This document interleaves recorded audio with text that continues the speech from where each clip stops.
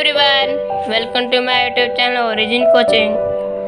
तो जैसे आप लोग को पता है कि क्लास 10th का साइंस का क्विज चल रहा है, इसमें हम लोग फिजिक्स का क्विज कर रहे हैं। तो मैंने लगभग 10-15 क्वेश्चन मैंने आपको ऑब्जेक्टिव क्वेश्चन बता दिया हूँ, जिसका आंसर अभी तक कमेंट में नहीं आया, केवल एक ही का आया है। तो मैं आपका आंसर एक ही बार बता दूंगा। तो आज चलिए,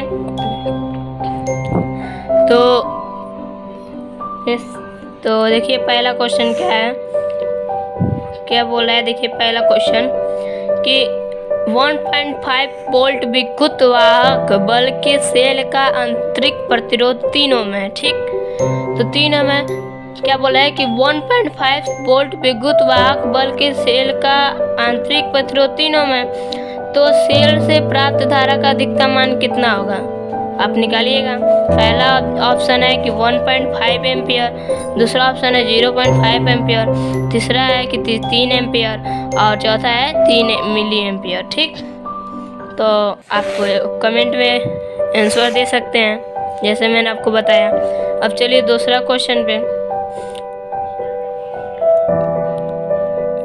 क्या बोल रहा है कि एक अवतल लेंस की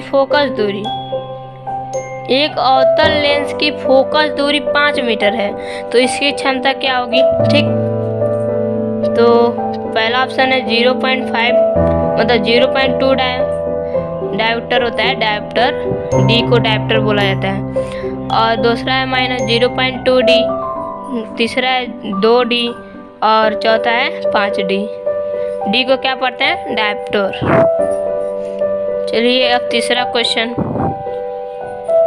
कि आपके घर की टीवी में एक एलईडी इंडिकेटर लगा है जो 0.75 वोल्ट एवं 100 मिली एम्पियर पर कार्य करता है, तो इसकी शक्ति क्या होगी, ठीक। तो ये एक सवाल है कि आपके घर में कोई टीवी लगा है, उसके एलईडी कोई इंडिकेटर लगा है जो इतना वोल्ट और इतना एम्पियर पर कार्य करता है, तो इसकी शक्ति क्या होगी। स्वाभाविक सी बात है, मैंने मतलब शक्ति का आप धारा चैप्टर है उसमें होगा ही। तो पहला ऑप्शन है 75 मिलीवाट, दूसरा ऑप्शन है 100 मिलीवाट और तीसरा ऑप्शन है 0.75 वाट, चौथा आंसर है कि 7.5 एम वाट, ठीक। तो आप कमेंट बॉक्स में आंसर लिख सकते हैं। तो अब चौथे क्वेश्चन पे चलते हैं कि प्रकाश का वेग निम्न में किस माध्यम से सबसे अधिक होगा। प्रकाश का वेग निम्न में से किस माध्यम में सबसे अधिक होगा, वायु में, जल में, कांच में कि निर्वात में। आप पढ़े ही होंगे, ये बहुत इंपॉर्टेंट क्वेश्चन है कि बार बार ऑब्जेक्टिव में आता है, ओके। क्लास 10th के लिए हमेशा याद रखेंगे कि क्लास 10th के लिए, ओके।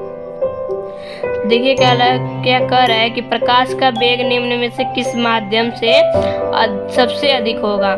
मतलब इन वस्तुओं में से हवा जो होती है, नहीं प्रकाश, उसमें वेग सबसे ज़्यादा इससे कौन सी माध्यम में मतलब जो है इसमें, तो इसमें कौन सा प्रकाश, मतलब प्रकाश जैसे ये कलम है, तो इसमें देखिए ये प्रकाश के माध्यम से, देखिए यहाँ पे इसका क्या बोला है, प्रतिबिंब बन रहा है कि नहीं,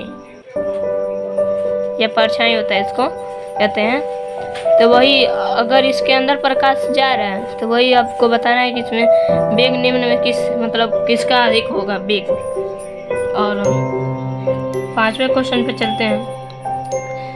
मैं केवल आपको ऑब्जेक्टिव क्वेश्चन बताना है, मुझे आंसर नहीं बताना है, लेकिन क्या किया जाए, आ जाता है कभी कभी। तो चलिए पांचवें क्वेश्चन पे, अंतरिक्ष यात्रियों को आकाश दिखाई देता है। तो देखिए पहला है काला ऑप्शन, दूसरा है नीला और तीसरा है बैगनी और चौथा है हरा। तो जो हेलीकॉप्टर में बैठे होंगे उनको पता होगा कि वहाँ से अगर हेलीकॉप्टर में से कोई देखेगा तो आकाश किस कलर दिखता है। स्वाभाविक सी बात है, जो बैठा होगा वो भी जानता होगा, जो पढ़ा होगा वो भी जानता होगा, ओके। तो अब चलिए छठवें क्वेश्चन पे कि एक अवतल दर्पण, ठीक, एक अवतल दर्पण की फोकस दूरी होगी जिसकी वक्रता त्रिज्या 32 सेंटीमीटर है। कि कोई उत्तल दर्पण है, क्या बोला है क्वेश्चन कि कोई उत्तल दर्पण है जिसकी फोकस दूरी होगी, इन्हीं में से चारों ऑप्शन में कोई होगी फोकस दूरी, तो जिसकी वक्रता त्रिज्या कितना दिया है, 32 सेंटीमीटर। देखिए पहला ऑप्शन दिया है 32 सेंटीमीटर, दूसरा ऑप्शन दिया है 16 सेंटीमीटर और तीसरा ऑप्शन दिया है 64 सेंटीमीटर और चौथा क्या दिया है 8 सेंटीमीटर। तो इसे आप कमेंट बॉक्स में लिख सकते हैं। अब चलिए 7वें क्वेश्चन पे क्या बोल रहा है कि ओम के नियम के अनुसार धारा के विभवांतर में ग्राफ बनेगा। जो ओम के नियम आप पढ़े हैं, मतलब जितना क्वेश्चन ऑब्जेक्टिव होता है सब धारा से आता है, धारा और शक्ति से। देखिए कि ओम के नियम के अनुसार धारा के विभवांतर में ग्राफ बनेगा। क्या बनेगा? पहला ऑप्शन है एक सरल रेखा में बनेगा, कि दूसरा वृत्त में बढ़ेगा और तीसरा टेढ़ी मेढ़ी रेखा। तो और चौथा ऑप्शन है कि इनमें से कोई नहीं। और जो बनेगा आप बताइएगा कमेंट बॉक्स में, ओनली कमेंट बॉक्स।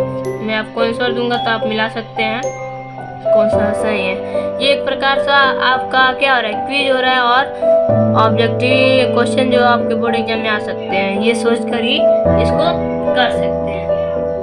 तो 8वां क्वेश्चन है कि एक लघुपथित परिपथ में धारा का मान होता है। पहला होता है 0, दूसरा मतलब लास्ट क्वेश्चन है 8वां क्वेश्चन कि एक लघुपथित मतलब एक छोटे से पथ पर एक परिपथ में धारा का मान कितना हो सकता है। पहला ऑप्शन है 0, दूसरा ऑप्शन है न्यूनतम और तीसरा मान है अधिकतम और चौथा क्या है सदैव स्थिर रहेगा। तो इन क्वेश्चनों को आप स्क्रीनशॉट मार लीजिए पूरी तरह से और इसका आंसर आप कमेंट बॉक्स में लिख दीजिए।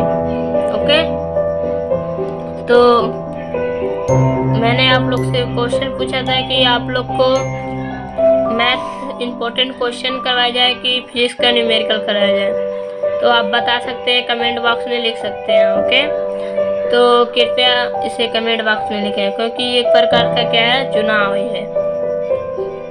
ओके, तो इस YouTube चैनल को सब्सक्राइब करें तथा बेल आइकन को दबाएं तथा इसे शेयर करें। कमेंट करना अनिवार्य है इस क्यूज के लिए। ओके, तो धन्यवाद। अब अगली क्लास में हम लोग फिर ऑब्जेक्टिव क्वेश्चन लाएंगे। लगभग हम लोग को 30-35 तक तो ऑब्जेक्टिव क्वेश्चन लाना ही है, ताकि हम लोग जो ऑब्जेक्टिव क्वेश्चन होता है उसमें हम लोग को कंफ्यूजिंग ना हो, इसीलिए। तो थैंक यू। कृपया इस YouTube चैनल को सब्सक्राइब करें, बेल आइकन को दबाएं एंड शेयर करें। Thank you.